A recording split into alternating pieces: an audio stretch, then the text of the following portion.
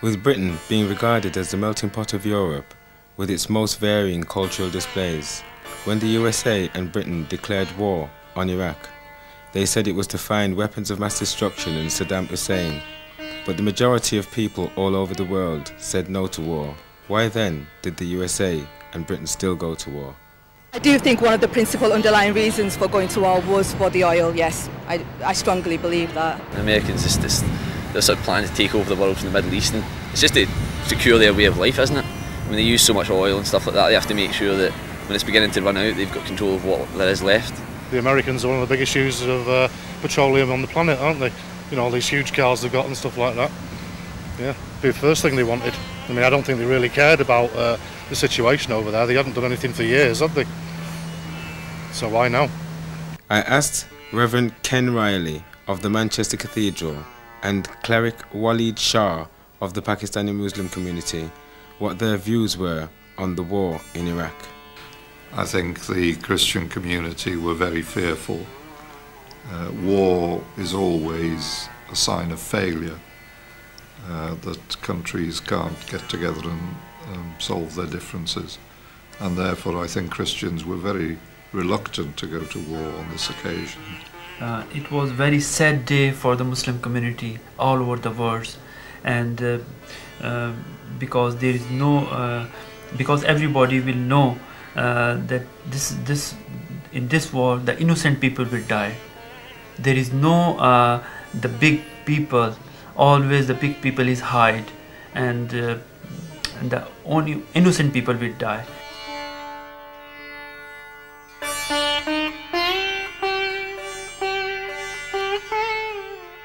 I don't think it can ever be right to murder innocent people, especially women and children and so on. I mean, it is just abhorrent, and it seems to me that that can never be justified. The real problem is that it seems sometimes to work with some governments, and if governments are seen to buckle as a result of these horrific acts of terrorism, the world becomes a much more dangerous place. If you kill one person, we believe if you kill one innocent, you killed all humankinds. If you give a life for one human, then you give a life to whole human being. Muslims never think in this way. We are never believe on 11 September.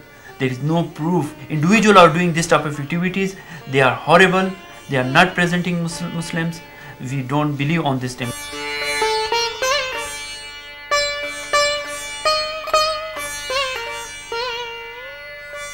If Saddam is go for a death penalty, then there will be a lot of people go with them, who support them, who give them money, who give the power, who brought him to the government. But I can't say this thing.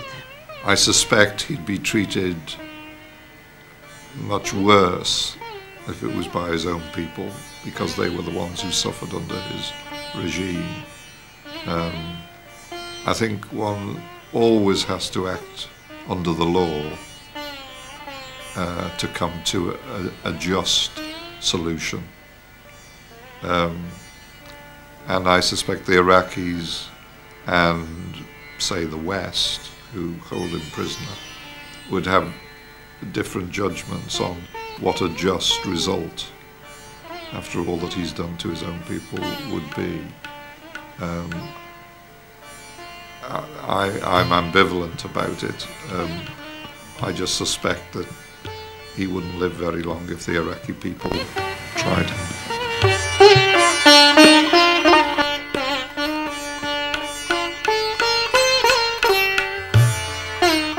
The terrible thing is that 1,300 people die in prison.